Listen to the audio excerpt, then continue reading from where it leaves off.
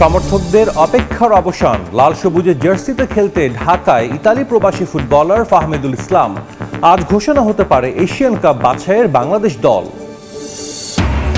লাহোরের সিরিজের প্রথম টি-20তে রাতে বাংলাদেশের সামনে পাকিস্তান। আরব আমিরাত ব্যর্থতা ভুলে নতুন শুরুর অপেক্ষা। তারকা পেসারদের অনুপস্থিতিতেও চিন্তিত নন লিটন দাস। তাসকিন অ্যান্ড ফিস দুইটা আমাদের কি ফ্যাক্টর, এবং এটা একটা ভালো যে তারা যখন না খেলবে তখন সেই জায়গাটা কে দখল করবে, কে ওই জায়গায় বসবে। আমার মনে হয় দুইটা প্লেয়ারের জন্য এটা very good opportunity. Pakistan series দিয়ে ঘুরে দাঁড়াবে বাংলাদেশ, বিশ্বাস সাবেক নির্বাচক হান্নান সরকারের। সুনির্দিষ্ট পরিকল্পনার অভাবেই ভবিষ্যৎ ভাবনায় আবাহনী ছেড়ে যোগ দিলেন রূপগঞ্জে। What's going on? হাতাহাতি ক্রিকেট মাঠে। What is this? This is extreme. Bangladesh south Africa emerging দলের 4 দিনের ম্যাচের দ্বিতীয় দিনে মিরপুরে উত্তাপ। প্রোটিয়া বোলার এন্টুরির সঙ্গে হাতাহাতি রিপন মণ্ডলের। শুরুতেই ফুটবল প্রসঙ্গ। এশিয়ান কাপ বাছাইয়ে বাংলাদেশের হয়ে খেলতে ঢাকায় এসেছেন ইতালি প্রবাসী ফুটবলার ফাহমিদুল ইসলাম। সকাল 8টায় ইতালির রোম থেকে হজরত শাহজালাল আন্তর্জাতিক বিমানবন্দরে পৌঁছান তিনি। বিমানবন্দরে আনুষ্ঠানিকতা শেষে সরাসরি টিম হোটেলে যান এই ফরওয়ার্ড। তার হাত ধরে বাংলাদেশ ফুটবল দলের দীর্ঘদিনের গোল খরা কাটবে বলে প্রত্যাশা সমর্থকদের। হামজা চৌধুরী কিংবা সমিত সোম নয়, হজরত শাহজালাল আন্তর্জাতিক বিমানবন্দরে সমর্থকদের এমন উন্মাদনা ইতালি প্রবাসী ফুটবলার ফাহমিদুল ইসলামকে ঘিরে। তাকে নিয়ে সমর্থকদের এই উচ্ছ্বাসই প্রমাণ করছে দেশের ফুটবলের জনপ্রিয়তা যে আকাশ ছুতে যাচ্ছে। সকাল থেকে বিমানবন্দরের ভিআইপি গেটে গণমাধ্যম কর্মীদের ভিড়। ফাহমিদুলকে শুভেচ্ছা জানাতে ভিড় করেন সমর্থকরাও। সকাল 8টায় বিমানবন্দরে নামেন এই ফরওয়ার্ড। রোম থেকে ঢাকা লম্বা জার্নি, তারপরও ফাহমিদুলের চোখে মুখে নেই ক্লান্তির ছাপ। বিমানবন্দর থেকে আনুষ্ঠানিকতা শেষে সরাসরি টিম হোটেলে যান এই ফুটবলার।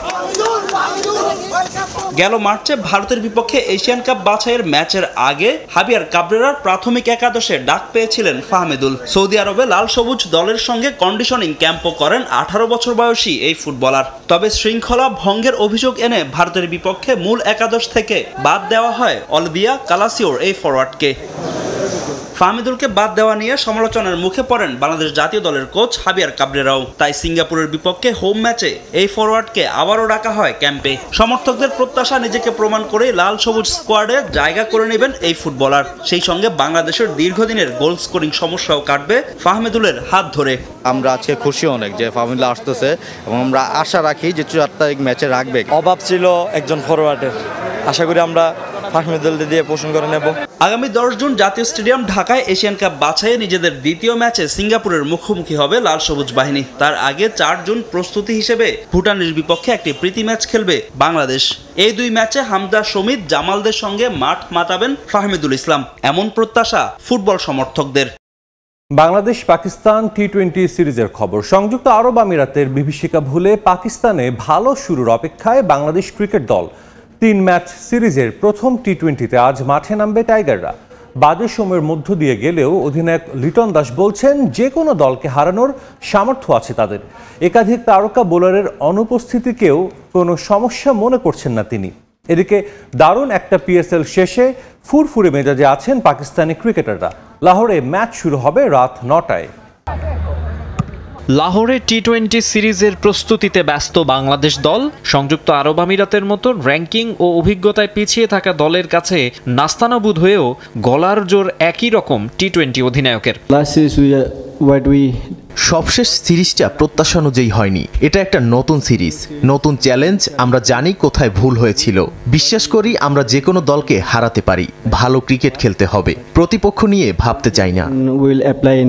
মাত্রই পিএসএল শেষ করা পাকিস্তানি ব্যাটসম্যানরা রয়েছেন টি-20 মোডে। ঠিক এই সময়ে বাংলাদেশ দল সফরে গেছে একাধিক মেইন বোলারকে ছাড়া। তবুও আশা হারাবেন না বললেন ক্যাপ্টেন। যতগুলো গেম দেখেছি পিএসএল, উইকেট এখানে খুবই ব্যাটিং ফ্রেন্ডলি। তাসকিন অ্যান্ড ফিস দুইটা আমাদের কি ফ্যাক্টর, এবং এটা একটা ভালো দিক যে তারা যখন না খেলবে তখন সেই জায়গাটা কে দখল করবে, কে ওই জায়গায় বসবে।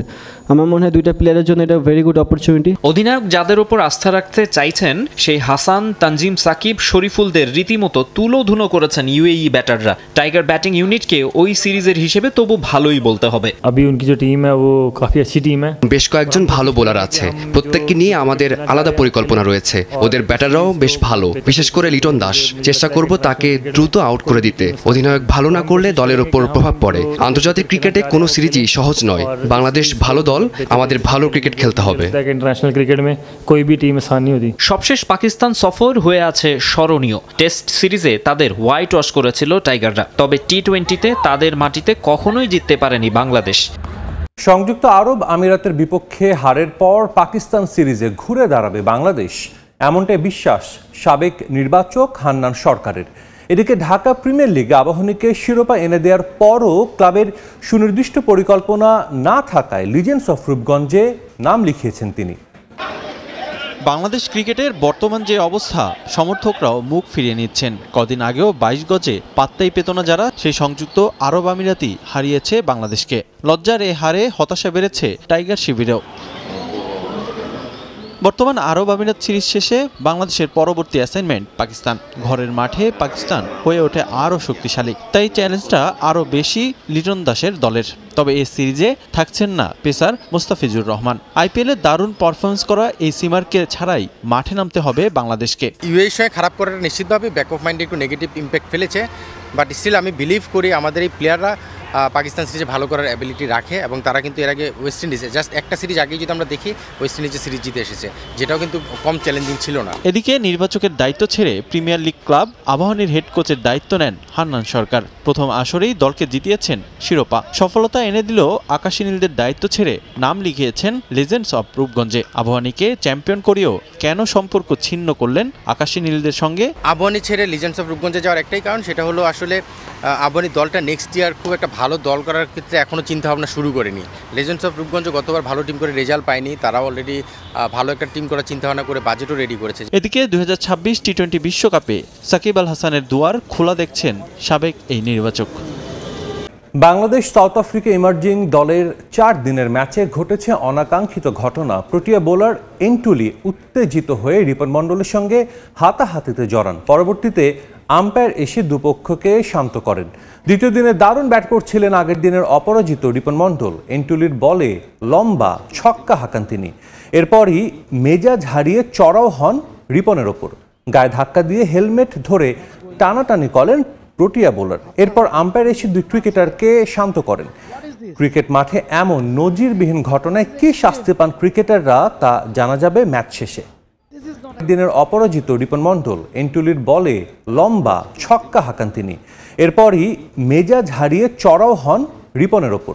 গায়ে ধাক্কা দিয়ে হেলমেট ধরে টানাটানি করেন প্রোটিয়া বোলার।